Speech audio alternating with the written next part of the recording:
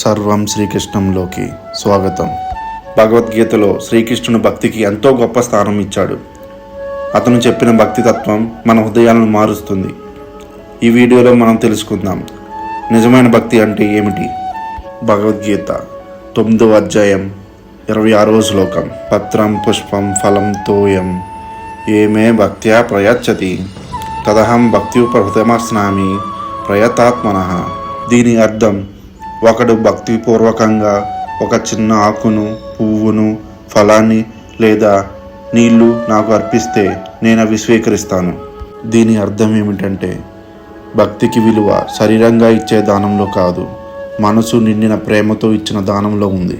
నిజమైన భక్తి అంటే స్వార్థం లేకుండా భగవంతుని నిత్యం ధ్యానించడం, ఎటువంటి పరిస్థితిలోనైనా నమ్మకం కలిగి ఉండడం, మన పనులు అన్నీ భగవంతునికి అర్పించడం. ఇలాంటి మరిన్ని కృష్ణ తత్వాలు తెలుసుకోవాలంటే మన ఛానల్ సర్వం శ్రీకృష్ణను సబ్స్క్రైబ్ చేయండి, వీడియోని లైక్ చేయండి, మీ మిత్రులతో షేర్ చేయండి. ఓం శ్రీకృష్ణ అర్పణమస్తు.